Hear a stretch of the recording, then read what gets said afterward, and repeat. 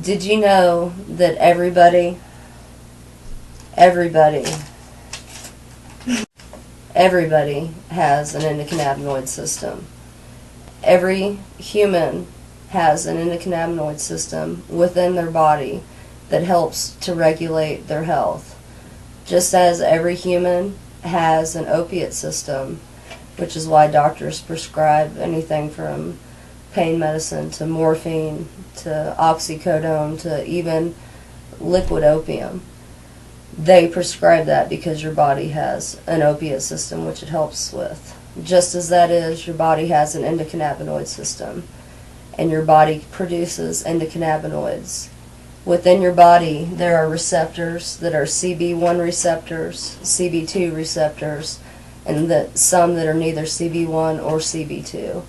These receptors are in different places in your body, whether they be your brain or your immune system or your intestine.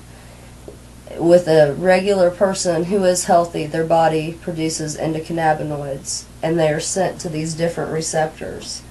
However, if somebody is not healthy and is having problem with the receptor in some place of their body, such as in their intestine, they could have an intestinal disease such as Crohn's disease or ulcerative colitis. So if your endocannabinoid system is not working correctly, you can have a variety of ailments. The only way to get endocannabinoids is for your body to produce them or to get them from the cannabis plant, which the system of your body was named after. The cannabis plant has many different strains, including THC, but usually 60 plus. And using different strains can help for different ailments. There are some strains that can help with breast cancer. There are other strains that can help with multiple sclerosis. There are other strains that can help you sleep, which is very vital. If you do not have adequate sleep, you cannot function. And just being able to sleep a few hours at night is very important for most people in their daily life. You can get cannabis through smoking the cannabis plant or vaporizing it, or through edibles where it's put in food. Or the only other way to get it is the government has synthesized THC. And as I said, cannabis has 60 plus, including THC. The synthetic man-made THC is just one synthetic cannabinoid, which can be helpful for nausea but not for pain, and can have very extreme side effects. Within a year of taking Marinol, I went from 130 pounds to 280 pounds.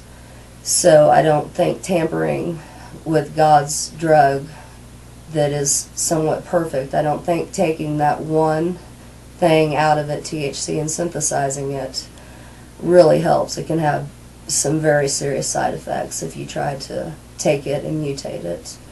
So everyone has an endocannabinoid system, and when I speak about cannabis that helps, I am speaking of marijuana or pot or weed, which are the slang words for cannabis sativa or indica. But we use the word cannabis because that is the medical term. It's not the street name for it. And there are 13 states now that recognize cannabis as medicine. And California is one of the leading and the pioneering state in this, and they have many different dispensaries where people can get medicine, and they can also grow their own cannabis. And that is important for people who are elderly and ill and are not able to grow plants, or people who could benefit from edibles where it's put into a brownie or salad dressing, etc., and then ingested. So also out here in the dispensaries where you go in, it's kind of like a coffee shop, but you do have to have a recommendation, and you do need to have a reason, whether it's chronic pain or Crohn's or multiple sclerosis or whatever it may be. If you do have that, you will be able to go and purchase the edibles. And some of these places do have people that can tell you which strain of cannabis would work best for what. Some strains, people who are in serious pain, those strains help them with the pain, whereas other people, it could put them to sleep. Some people use a sativa, which energizes them, but if you're in serious pain, you might not get the benefit, whereas other people need one thing versus the other. So there's a vast amount of ways to use it. Some people even use it topically. And the reason I feel that it's so important for people to know the scientific information is because I was raised Southern Baptist, and it's one thing to tell somebody that a medicine helps you, but it's another thing to be able to back it up with scientific facts. And the reason it helps is because your body has a system, which is why it helps. And I found that to be the only thing that's converted the Bible beaters and the hardcore Baptist. People can't fight with science or fight with the truth. Right now there are 13 states that are recognizing cannabis as medicine, and California is one of those, and Michigan is the most recent where they're recognizing cannabis as medicine.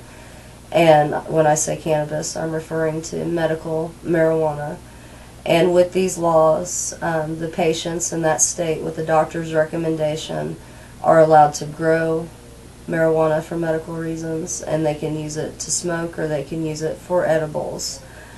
Few people know that the federal government actually did have a program where many of the people were allowed to sign up through this program to receive pot, marijuana, cannabis, grown through the government and shipped to them monthly. This whole movement started when the government was sued by a patient who had glaucoma, and his doctor recognized cannabis as being the only thing that would help him. So when he sued the government, a list was opened up for people to sign up to be patients, and a majority of those patients were also AIDS patients, so many of them are no longer around. And after this list was closed, there's only a few remaining people that are around. And the government allows the University of Mississippi in Mississippi to grow cannabis, and they grow it and they wrap it into a joint form, and they send it monthly to the patients that are remaining. And these patients, because they are allowed to use through the federal government, they're allowed to drive with it, they're allowed to fly with it, they're allowed to use it anytime they need to use it because they are protected by the federal government. Some of these people are in Iowa, Florida, California, etc. And some of those states are not protected by the state, and there are 13 states that recognize it as medicine. I feel that people in the Midwest or somebody down south is just as sick as somebody who lives in one of those states where they recognize it as medicine. I think many people are biased towards cannabis because of the way it's been represented as a drug that people just can't finish school.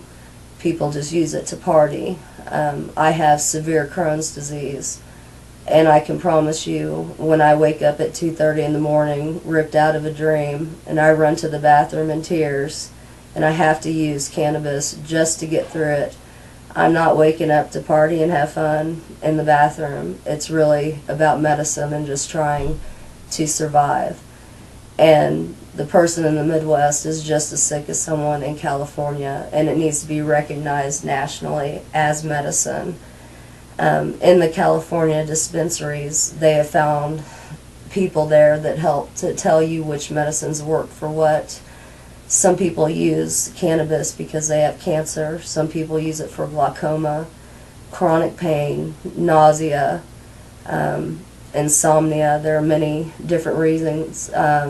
Post-traumatic syndrome, and various different reasons that people use it. And they have different strains that help for different things. Some people use something that would help them sleep more, whereas that would make someone else not feel as good.